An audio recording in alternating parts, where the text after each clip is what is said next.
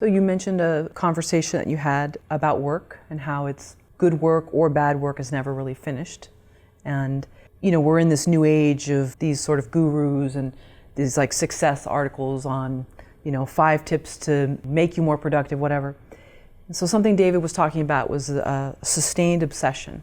He said that he'd read and heard from so many people that most successful people are just obsessed with their work. They're workaholics.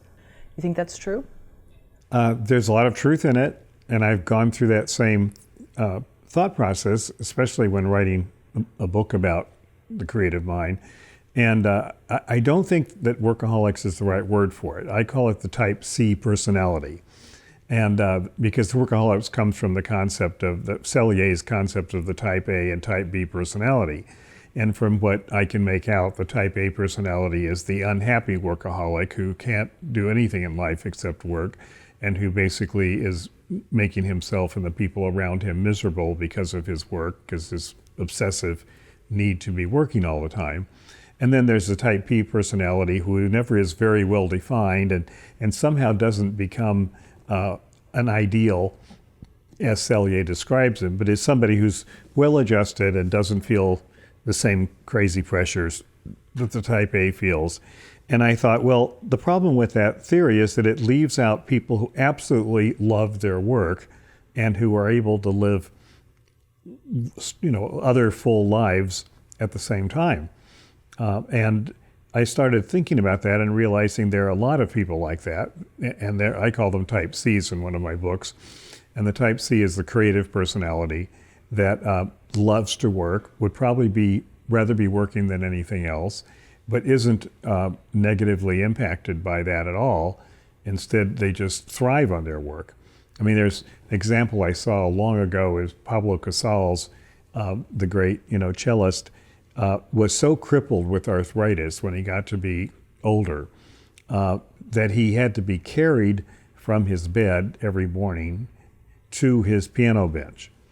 And because he warmed up every day by playing the piano for half an hour. But he got to the point where he couldn't walk to the bench. He had to be carried to the bench and then stacked onto his bench, and his arms had to be lifted onto the keyboard. And then he would slowly but surely start playing for an hour. And at the end of the hour, he got up and walked to the kitchen for breakfast. And he did this every day in his last 10 years. And he was reactivating his body through the creative process that he was very well in tune with.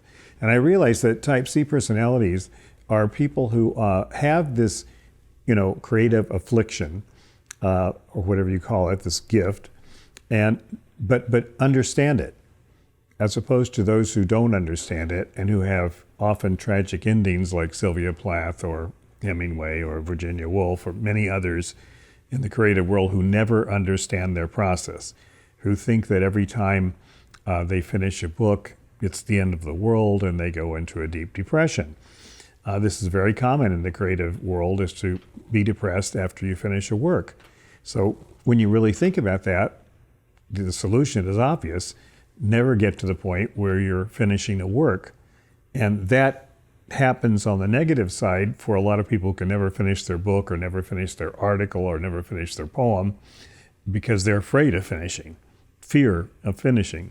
And as a tenured professor, I was always on committees judging other people who couldn't finish anything. And one of my colleagues who, like me, had published many books, we were both on the same committee judging another colleague who had not finished a single book.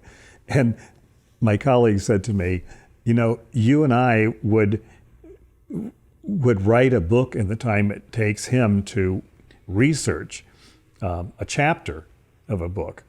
And I said, yeah, because I always do my research last. I write the book first and then do the research. And so I already know it's going to end.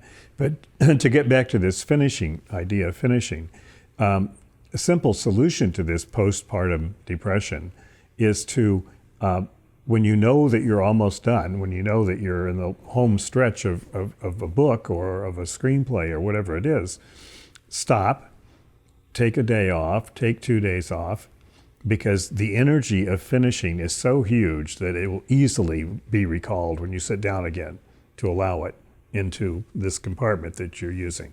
But take a day off instead and start your next project. Truly get into your next project, because every creative person has another project that's dying to be next. So sit down and start it and go on it. Do it to the point where you can't wait to go on with it. And then stop and go back and finish the project you were finishing. And you'll discover that there is no more any postpartum depression, because you haven't allowed it. You've simply managed the time, the finite commodity at your disposal. You've managed the time so you don't have to deal with that. Because being depressed is basically most of the time a waste of time for an artist.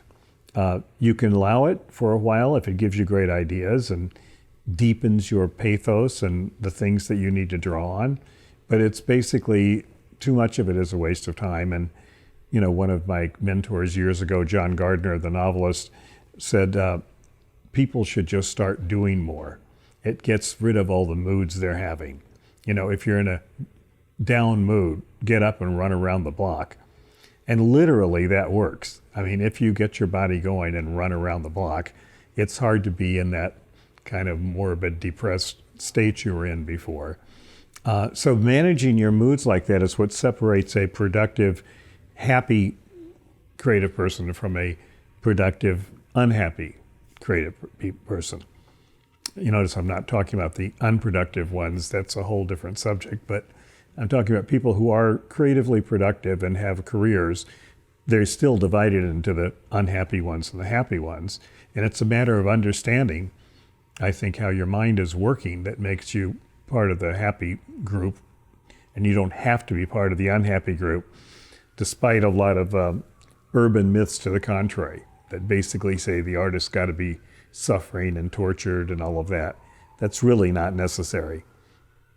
Well, you get more attention that way. I know Julia Cameron talks about, and I'm butchering this, I'm sure, but that the unhappy blocked artist gets a lot of attention and pats on the back and friends around them, whereas the productive, happier person finds themselves sometimes alone because it's a little threatening, or it's just hard to, Yeah, but being alone is wonderful. So the happy productive artist loves being alone.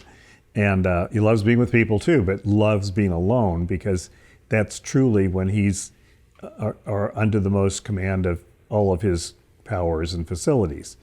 When nothing can interrupt him and he's focused on the work, that's great. And getting too much sympathy, I mean, as a literary manager who's managed hundreds of writers over my career, I think that the ones who are unhappy and looking for attention, you really get tired of them fast if you're dealing with them all the time. I mean, if they're in your family and everything, and you only have to see them once a week, okay, fine. If you only have to see them at Thanksgiving dinner, okay, even better. But if you're, somebody who deals with them every day, sooner or later, the ones who are constantly complaining go onto your life is too short list, and those are not the ones you're looking for.